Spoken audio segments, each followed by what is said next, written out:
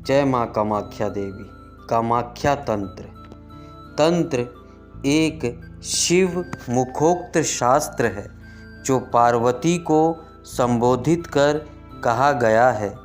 तंत्र शास्त्र के अवतरण में वासुदेव, कार्तिक, गरुड़ आदि का भी योगदान है। तंत्र शब्द विस्तार का बोधक है। परम सत्ता अपनी इच्छा से अपनी ही भक्ति पर अपने अनंत स्वरूप को संकुचित कर जड़ चेतन के रूप में अभिव्यक्ति अथवा आभासित कर नाना प्रकार से क्रीड़ा करती है। बाद में अनेक उपायों के द्वारा अपने इस संकोच को हटाकर स्वयं को पूर्ण रूप में विस्तृततया प्रतिष्ठित करती है। इस प्रकार परम सत्ता का अपने पूर्ण रूप को संकुचित करने और पुनः कुछ काल बाद उसे अपने पूर्ण रूप में प्रतिष्ठित करने की विधि का निर्वचन करने वाला शास्त्र तंत्र कहलाता है। तंत्र आत्म साक्षात्कार कराने की एक पद्धति है। पूर्ण अहम भाव की ओर ले जाने का राजपथ है। परम शिव में समवेता चित्त शक्ति दो प्रकार की है, पर और अपर। पर ज्ञान बोधात्मक है और अपर ज्ञान वागात्मक। यह वागात्मक ज्ञान शास्त्र रूप से प्रतिष्ठित है। विश्व सृष्टि के उन्मेष काल में भगवान परम शिव पर एव अपर मुक्ति के संपादन के लिए ज्ञान को प्रकाशित करते हैं। यही ज्ञान वागात्मक होने पर जगत में तंत्र नाम से विभक्त होता है। तंत्र के दो पक्ष हैं। पहला लोक पक्ष या व्यवहार पक्ष, दूसरा लोकोत्तर या आध्यात्म पक्ष।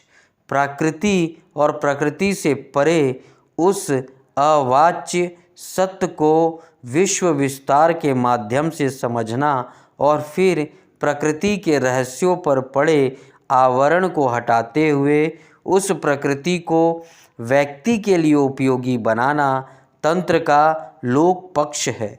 और विस्तार का ज्ञान कर उसके मूल रूप को जानना इसका अध्यात्म पक्ष है। यही आत्म साक्षात्कार या स्वरूपास्थान इस अवस्था को प्राप्त मनुष्य गीता में कथित विशेषताओं वाला हो जाता है। यदि स्व आत्मा स्थिति अथवा शिव तत्व भाव की प्राप्ति तंत्र साधन का एकमात्र उद्देश्य है। वेदः उपनिषद निर्वृत्ति परक है, अतः एव केवल मुक्ति प्रदान करता है।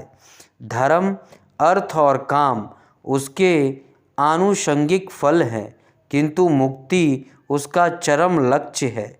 चूँकि मुक्ति सामूहिक नहीं होती, इसलिए वेद को व्यक्ति परक माना जाता है, किंतु तंत्र प्रवृत्ति और निर्वृत्ति दोनों का मार्ग है। प्रवृत्ति के द्वार वह व्यक्ति और समाज दोनों का हित करता है। प्रवृत्ति मार्ग से चलकर निवृत्ति मार्ग को अपनाते हुए संपूर्ण विश्व में एकत्व का दर्शन और उस रूप में अपना तदात्म्य स्थापित करना तंत्र का चरम प्रतिपाद है। तंत्र में सामूहिक मुक्ति की भी अवधारणा है। गोपीनाथ कविराज और उनके गुरुदेव परमहंस स्वामी विशुद्धानंद का यह निश्चित मत है कि एक समय ऐसा आएगा जब अखंड महायोग की स्थिति होगी। अखंड महायोग का तात्पर्य है कि अनंत प्रकार के अयुक्त और विक्षिप्त भावों का एक सूत्र में संयोजन और तदात्मय स्वरूप में प्रतिष्ठा। शिव के साथ शक्ति का, आत्मा के साथ परमात्मा का, एक आत्मा के साथ दूसरी आत्मा का, महाशक्ति के साथ आत्मा का योग, लोक लोकांतर का परस्पर योग, लोकों के साथ लोकातीत का योग इत्यादि सब के सब अखंड महायोग के अंतर्गत हैं। इस अखंड सत्तात्मक महायोग के निष्पत्र होने पर कुछ शेष नहीं बचता। सब प्रकार के अभावों का सर्वदा के लिए विनाश हो जाता है। यहाँ त्रिकाल नहीं है, परिणाम नहीं, एकमात्र नित्य वर्तमान अखंड सत्ता है। इसकी प्राप्ति के लिए मनुष्य का श्रेष्ठ प्रयत्न तो आवश्यक है ही, महाशक्ति की महाकरुणा रूप परम अनुग्रह अत्यंत आवश्यक है। परमेश्वर की महाकरुणा के बिना अखंड महायोग केवल कल्पना मात्र है। कार्मिक आगम के अनुसार भगवान सदाशिव के 5 मुखों से 5 प्रकार की तांत्रिक धारा का उद्भव हुआ। वे है पूर्व मन्याय, दक्षिणा मनाय, पश्चिमनाय और उत्तरा मनाय तथा ऊर्ध्वा मनाय। सदाशिव का अधोभोग से अधः, इस प्रकार तंत्र शास्त्र षट स्तोत्र शास्त्र कहा जाता है। इनमें से एक एक के भी 5 प्रकार होने से तंत्र की 25 धाराएं का विवरण मिलता है। मृगेंद्र तंत्र शिवागामी के चर्चा करता है। शिवागमों तथा रुद्रगमों के क्रमश 3-3 और 2-2 प्रकार होने से इस प्रकार इनकी संख्या बढ़ती जाती है। निश्वास संहिता में आगमों की संख्या 5 प्रकार की बतलाई गई है और इन सूत्र नाम दिया गया है। लुकलीश धर्म सूत्र, मूल सूत्र, उत्तर सूत्र, नए सूत्र, गृहा सूत्र। इनमें से उत्तर सूत्र, इसके अतिरिक्त भैरवों गमों की भी चर्चा आती है। 8 अष्टकों में बांटा गया है।